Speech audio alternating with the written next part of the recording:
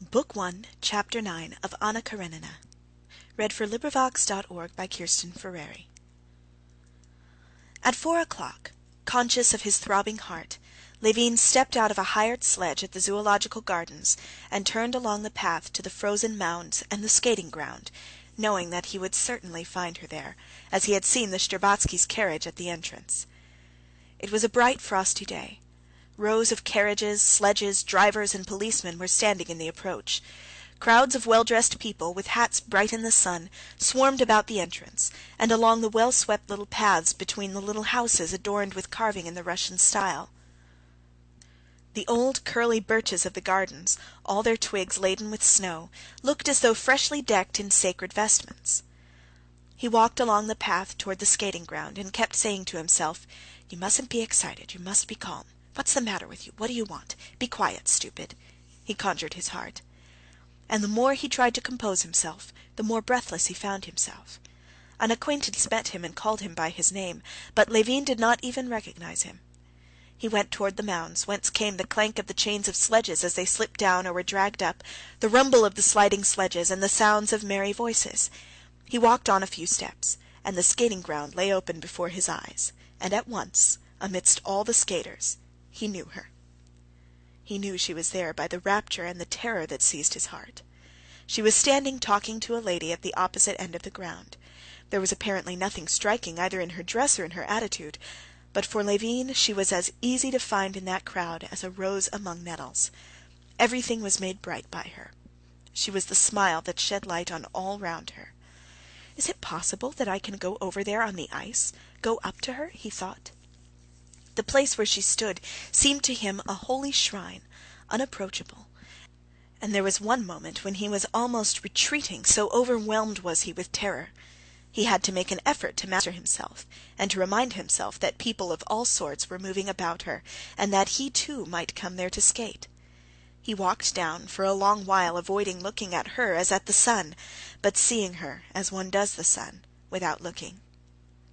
On that day of the week, and at that time of day, people of one set, all acquainted with one another, used to meet on the ice. There were crack skaters there showing off their skill, and learners clinging to chairs with timid, awkward movements, boys and elderly people skating with hygienic motives.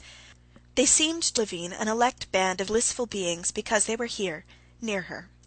All the skaters, it seemed, with perfect self-possession, skated towards her, skated by her, even spoke to her, and were happy quite apart from her, enjoying the capital ice and the fine weather. Nikolai Shtcherbatsky, Kitty's cousin, in a short jacket and tight trousers, was sitting on a garden seat with his skates on. Seeing Levin, he shouted to him, "Ah, the first skater in Russia! Been here long? First-rate ice! Do put your skates on!" "I haven't got my skates," Levin answered, marveling at this boldness and ease in her presence, and not for one second losing sight of her, though he did not look at her. He felt as though the sun were coming near him. She was in a corner, and turning out her slender feet in their high boots with obvious timidity, she skated towards him. A boy in Russian dress, desperately waving his arms and bowed down to the ground, overtook her. She skated a little uncertainly. Taking her hands out of the little muff that hung on a cord, she held them ready for any emergency, and looking towards Levin, whom she had recognized, she smiled at him and at her own fears. When she had got round the turn, she gave herself a push off with one foot, and skated straight up to Shtcherbatsky. Clutching at his arm, she nodded, smiling, to Levin. She was more splendid than he had imagined her. When he thought of her, he could call up a vivid picture of her to himself, especially the charm of that little fair head, so freely set on the shapely girlish shoulders, and so full of childish brightness and good humor. The childishness of her expression, together with the delicate beauty of her figure, made up her special charm, and that he fully realized. But what always struck him in her as something unlooked for was the expression of her eyes, soft, serene, and truthful, and above all her smile, which always transported Levin to an enchanted world, where he felt himself softened and tender, as he remembered himself in some days of his early childhood.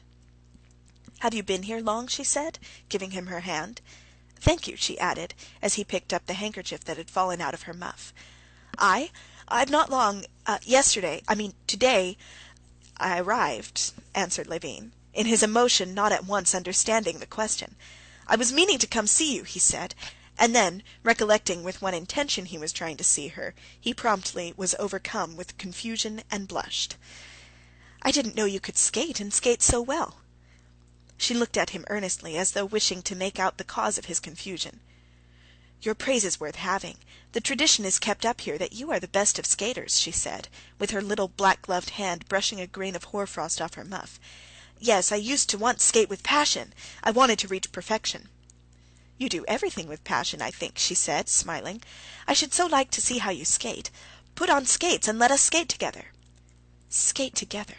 Can that be possible? Thought Levin, gazing at her. "I'll put them on directly," he said, and he went off to get skates.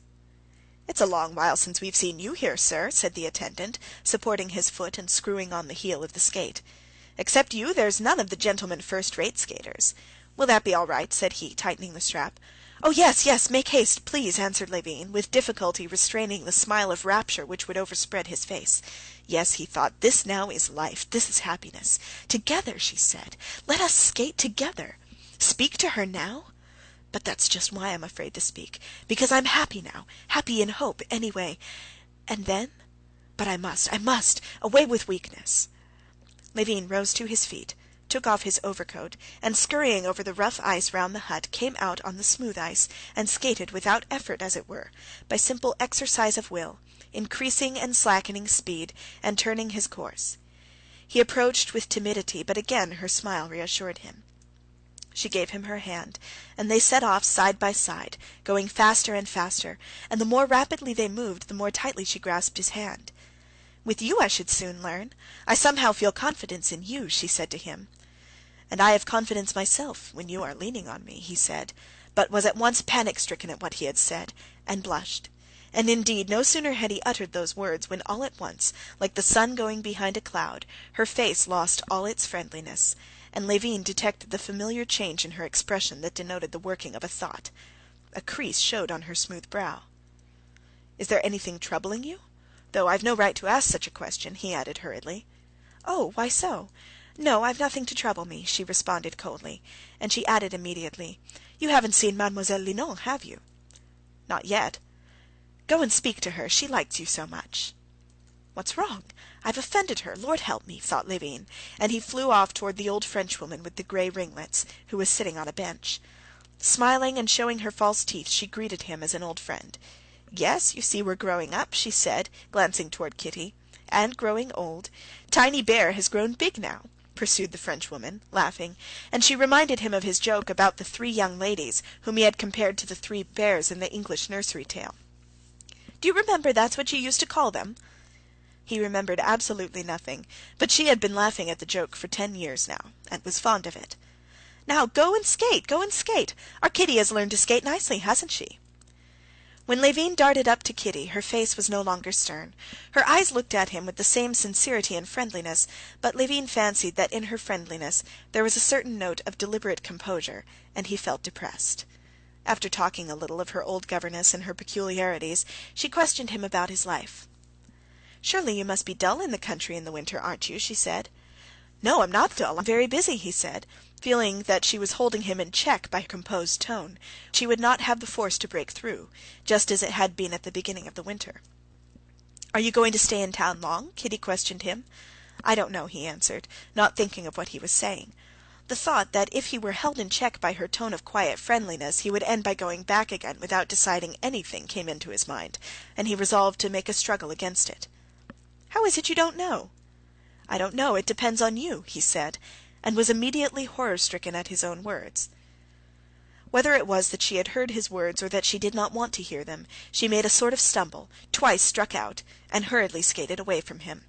She skated up to Mademoiselle Linon, said something to her, and went toward the pavilion where the ladies took off their skates. "My God, what have I done? Merciful God, help me, guide me," said Levin, praying inwardly, and at the same time feeling a need of violent exercise, he skated about, describing inner and outer circles. At that moment one of the young men, the best of the skaters of that day, came out of the coffee-house in his skates with a cigarette in his mouth. Taking a run, he dashed down the steps in his skates, crashing and bounding up and down. He flew down, and without even changing the position of his hands, skated away over the ice. "Ah, that's a new trick," said Levin, and he promptly ran up to the top to do this new trick. "Don't break your neck, it takes practice," Nikolai Shtcherbatsky shouted after him. Levin went to the steps, took a run from above as best he could, and dashed down, preserving his balance in this unwonted movement with his hands. On the last step he stumbled, but barely touching the ice with his hand, with a violent effort recovered himself, and skated off, laughing. "How splendid, how nice he is!" Kitty was thinking at that moment, as she came out of the pavilion with Mademoiselle Linon, and looked toward him with a smile of quiet affection, as though he were a favorite brother. "And can it be my fault? Can I have done anything wrong? They talk of flirtation. I know it's not he that I love, but still I'm happy with him, and he's so jolly. Only, why did he say that?" she mused. Catching sight of Kitty going away, and her mother meeting her at the steps, Levin, flushed from his rapid exercise, stood still and pondered a minute. He took off his skates, and overtook the mother and daughter at the entrance of the gardens. "Delighted to see you," said Princess Shtcherbatskaya. "On Thursdays we are at home, as always." "Today, then?" "We shall be pleased to see you," the princess said stiffly.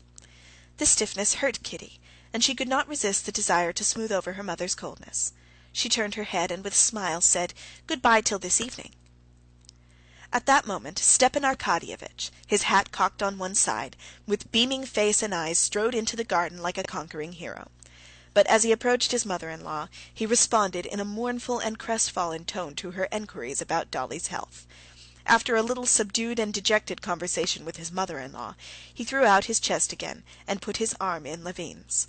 "Well, shall we set off?" he asked. "I've been thinking about you all this time, and I'm very, very glad you've come," he said, looking him in the face with a significant air.